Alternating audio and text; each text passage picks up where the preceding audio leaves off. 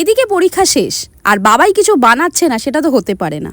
তো আমি বসেছিলাম, বাবাই হঠাৎ করে সুজি আলু টালু দিয়ে কী সব বানালো।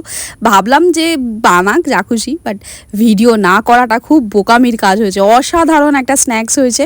অবশ্যই নেক্সট টাইম ভিডিও আমি দেবো, কারণ এটা আবারও খেতে হবে। চায়ের সাথে গেস্টকে দিলে পরে কিন্তু পুরো জমে ক্ষীর। তো খাওয়া দাওয়া কমপ্লিট করে এদেরকে না বার করলে তো আমাদের ভাত বা দিন কোনোটাই হজম হয় না। আর এরা আমাদের সাথে না খেললে এদের দিনটাও পরিপূর্ণ হয় না। তো যাই হোক, বার করা হয়েছে। তবে কি দুষ্টুমি আজকে করেছে মাম্মা পাপা আর বল্টু মিলে।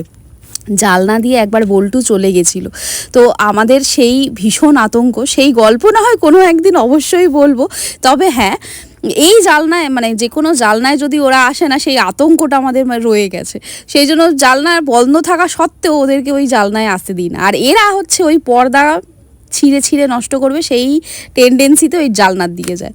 তবে এখানে থাকতে ওরা খুব ভালোবাসে, কিন্তু রাখতে পারি না। তো দেখো কি বদমাইশিটা আজকে করেছে। আয় ছাড়,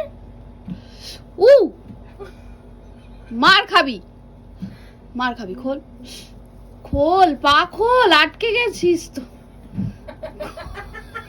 তো এই হচ্ছে এদের অবস্থা।